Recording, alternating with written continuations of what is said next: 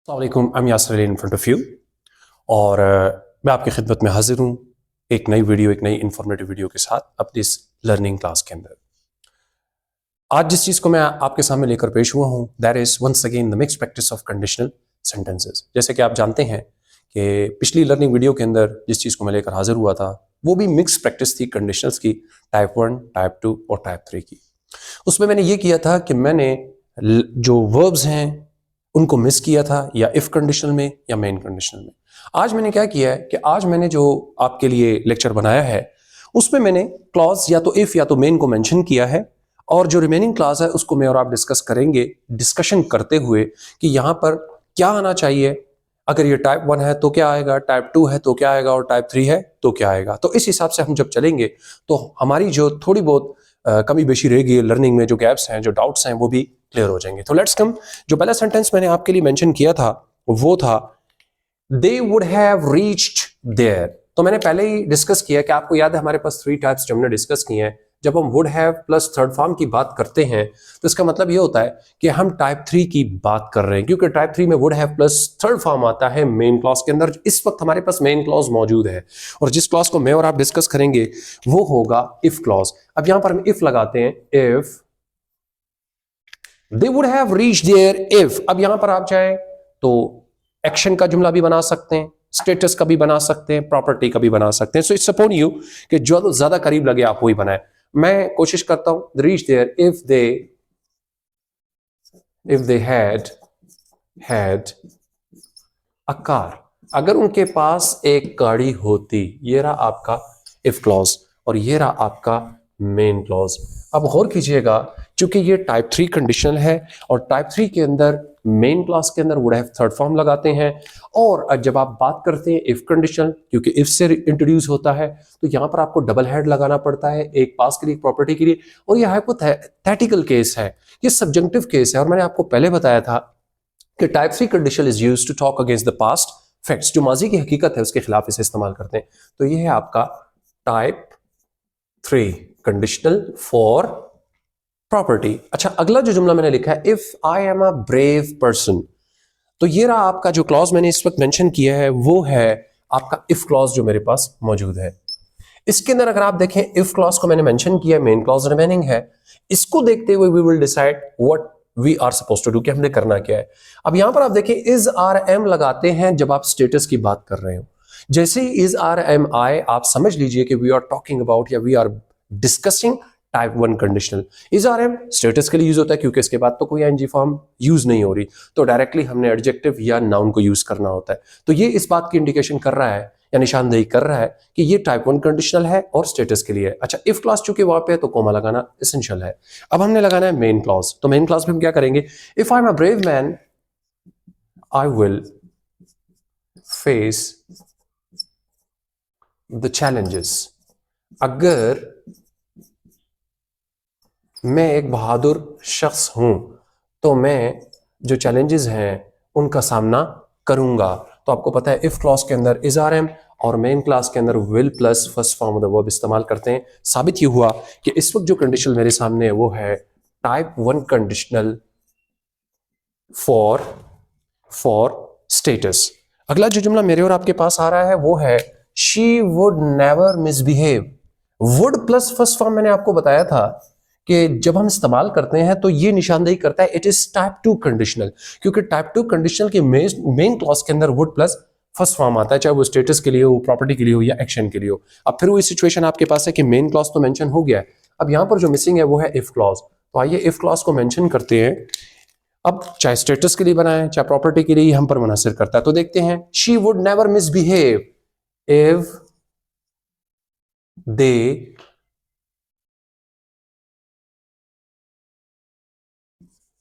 behaved well, if they behaved well। अब आप गौर कीजिएगा कि ये आपका इफ क्लॉज है, टाइप 2 कंडीशनल है और यहां पर सेकंड फॉर्म यूज होती है इफ क्लॉज के अंदर।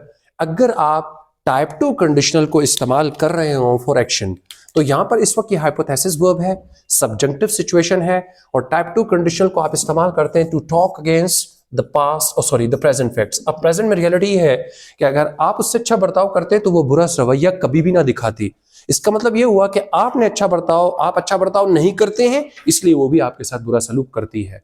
तो रियलिटी ये है कि यू शुड बिहेव वेल, आप अच्छा बिहेव करें। अच्छा, अगला जो जुमला है मेरे पास जिसका मैंने मेन क्लॉज मेंशन किया है, दे would have beaten him. Would have plus third form आपके सामने निशानदेही करता है, ये मेन क्लॉज है टाइप 3 का, यानी वुड हैव कंडीशनल का। इसका मिसिंग जो है वो है इफ क्लॉज, तो आइए इसका इफ क्लॉज लगाते हैं। ये हमारे पर डिपेंड करता है कि अब हम इसको प्रॉपर्टी, स्टेटस या एक्शन के लिए यूज करें। दे वुड हैव बीटन हिम, वो उसे मार चुके होते, if he had made a mistake, अगर वो गलती कर चुका होता तो वो उसे मार चुके होते। ये है टाइप 3 कंडीशनल, इसका इफ क्लॉज मिसिंग था। इसके इफ क्लॉज के अंदर had plus third form use करते हैं अगर आप इसे एक्शन के लिए यूज कर रहे हो। और इस वक्त जो हमारे पास सिचुएशन बनी है वो है टाइप 3 फॉर एक्शन। ठीक है, कैसे? वो उसे मार चुके होते अगर वो गलतियां कर चुका होता। इसका मतलब he did not make any mistake in the past, के माजी में इसने कोई गलती नहीं की। तो इसका मतलब टाइप 3 कंडीशन पहले भी बताया कि इस्तेमाल होता है माजी के हकाइक के खिलाफ बात करने के लिए। It's a sort of repentance है। अच्छा, आगे चलते हैं। जो क्लॉज मेरे पास है, if we were honest, if आ गया, क्लॉज हमारे पास मेंशन है। वर हम इस्तेमाल करते हैं टाइप 2 कंडीशनल के स्टेटिव केस के अंदर। तो इस वक्त हमारे पास इफ क्लॉज तो मौजूद है, हमें कॉमा लगाना पड़ेगा। अब हम मेन क्लॉज को डिसाइड करते हैं कि हम किस तरह का मेन क्लॉज लगाते हैं। If we were honest, we would not face such crisis. अगर हम मुतहद होते या ईमानदार होते तो हम इस किस्म के बहरान का सामना न करते।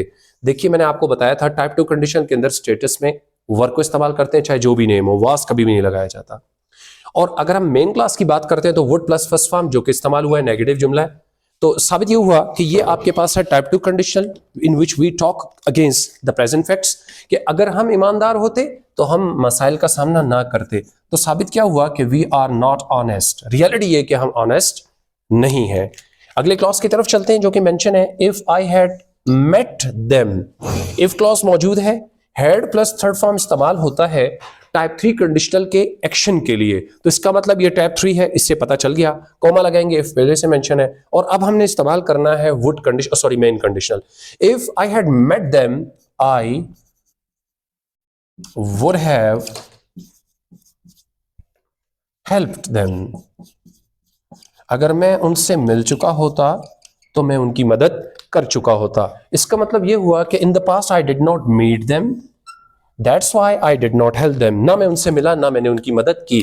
तो राइट नाउ ये टाइप 3 कंडीशनल था जिसमें आप पास्ट फैक्ट्स के अगेंस्ट बात कर रहे हैं। और आज का आखिरी जो जुमला है वो है इफ क्लॉज हमारे पास मौजूद है, किसका ये देखना होगा, if we had a car. मैंने आपको बताया था कि टाइप 3 और टाइप 2 में फर्क यह है कि अगर टाइप 2 की बात करते हैं स्टेटस प्रॉपर्टी के लिए तो एक हैड यूज होता है, और अगर आप बात करते हैं टाइप 3 की प्रॉपर्टी के लिए then you need to use double had, जो कि निशानदेही कर रहा है कि आप टाइप 3 या वुड हैव कंडीशनल की बात कर रहे हैं। इस वक्त मेरे पास या आपके सामने जो मौजूद है वो है इफ क्लॉज टाइप 3 का फॉर प्रॉपर्टी, और इसका मेन क्लॉज मिसिंग है जिसको मैं और आप मेंशन करेंगे। वो है वी वुड हैव